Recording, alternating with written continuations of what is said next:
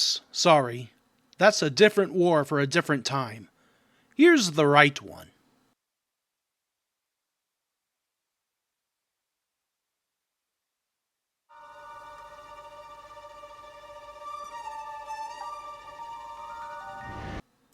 Okay, that's all you get. Don't want the mouse busting down my door. Anyways, howdy folks. I'm Meet the Name. And today, I bring you a new review on an old movie. How old? Try almost 16. That's right. In August, the animated film Star Wars The Clone Wars will officially be old enough to drive. And I worry for the safety of us all. So yeah, moving on, in celebration of May the 4th, which this video will hopefully be uploaded in time for, I decided to review the Clone Wars animated film that kickstarted the animated series. To start, Star Wars The Clone Wars was a digitally animated film that was distributed by Warner Bros. Pictures on August 15, 2008. The film, which was directed by Dave Filoni, was received with a generally negative response. But nonetheless, it was a success at the box office, having made $68.3 million with a small budget of only $8.5 million. And that low budget does make itself apparent, but I'll get into that more later. The other reason as to why I wish to review this film, beyond just May the 4th, is because I don't see many folks refer to it when talking about the Clone Wars. Usually people just refer to the animated series, or the 2003 animated shorts, that are totally awesome and you should see them by the way. How well does this film stand on its own? What works and what doesn't? Is it worth seeing or should you just dig right into the show instead? To start, let's take a quick look at the story of the movie. The general premise for the film is that Jabba the Hutt's son has been kidnapped, and now it is up to the Jedi to rescue him. That way the Republic will have access to Jabba's trade routes or whatever.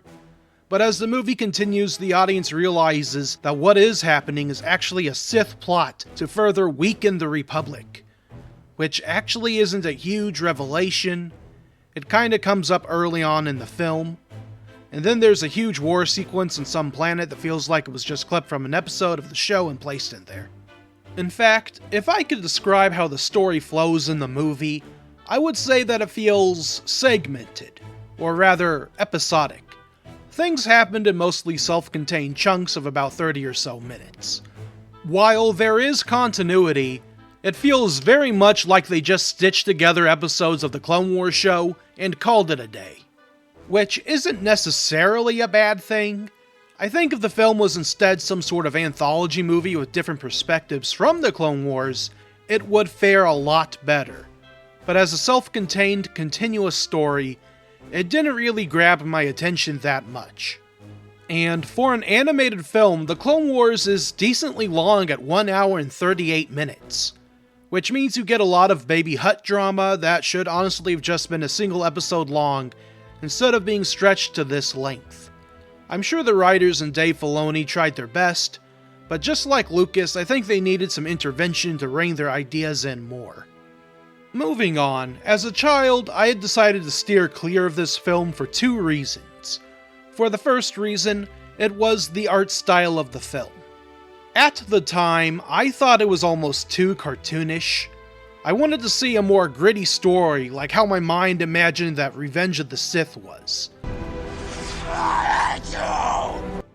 I didn't want whatever it was that they did to Dooku's face.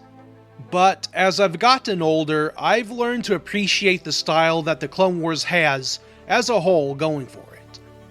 The exaggerated proportions don't bother me as much anymore, and in fact, there are some designs that I prefer in this style, as opposed to just making them realistic. While not in the film, I think someone like Cad Bane is a good example. He's an outlandish character that fits well in an animated medium. And while he looked decent in live action, he wasn't as bombastic as he was in the show. Now, to get back on subject, part of what I really liked about this film's style is how the textures work. On the exaggerated 3D models, the texture work seems almost painted. It's a really neat way to keep an art style from aging too badly, and if you look at later seasons of the show when compared to the film, you'll see that this texture work and modeling application really does improve. Something else that improves later on in the show are the animations, which I found rather stiff in the film. Like, it isn't terrible, but the way that some characters walk looks kinda goofy to me, and facial expressions seem incredibly wooden, and seriously need a touch-up. But you know what wasn't wooden? The action. The film has some really fun action pieces that gives you a glimpse into what the Clone Wars will be like.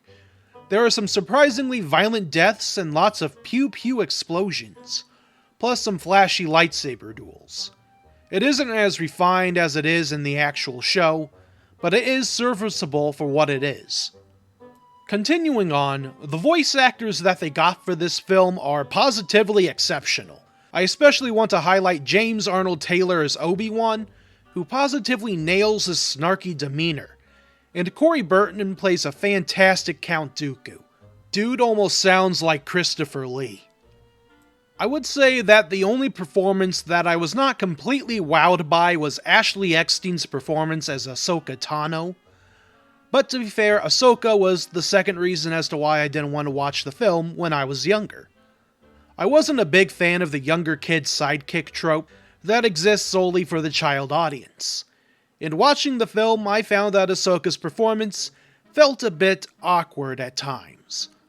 But I do know that as the series goes on, Ashley does improve in the role, so maybe it had to do with her getting used to the character maybe. I'm not really sure, I ain't a voice actor. But yeah, overall the voice acting gets an A+ from me. The next thing that gets my glowing approval is the score. The film was composed by Kevin Kiner with additional Star Wars themes by John Williams. There's a surprisingly wide array of musical styles in the film, from engrossing orchestral pieces that were most likely just taken from the original films, upbeat songs that sound almost, if not outright, like rock, and even some fun jazz sprinkled in there. Unfortunately, as can be expected, I can't play any of these songs for you on this video, but I'm sure if you do some digging you'll find a few. They are worth listening to. So, overall, would I recommend Star Wars The Clone Wars, the movie? My answer would be, maybe. If you are a huge Star Wars fan who hasn't seen any Clone Wars media, it is the starting point. It introduces Ahsoka, who will become a major part of the series. However, the story does drag a bit, and for a film this long, that could be a problem. The action is decent, but some of the animations like walking and talking do seem a bit stiff. The voice acting, however, is exceptional and the score is a lot of fun. So, it's a mixed bag like most Star Wars films. What I can absolutely say for certain is that I had more fun watching this than I did the Star Wars Holiday Special. So that's something. Howdy folks. Thank you all so much for watching this video. I quickly wanted to thank you all for 176 subscribers. That's a lot of troopers. If you liked this video, please feel free to like, comment, and subscribe. The next review will be a film that a couple of folks recommended to me in the comments on my Robot Jocks video. The film would be none other than Robot Wars. Cue applause here. And if you have any other recommendations for any movies, games, or shows that I should review, please feel free to comment down below. With all that said, I hope you all have a wonderful day.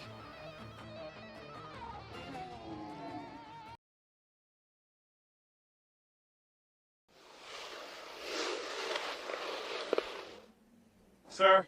What? Are we being too literal? No, you fool. We're following orders. We were told to comb the desert, so we're combing it.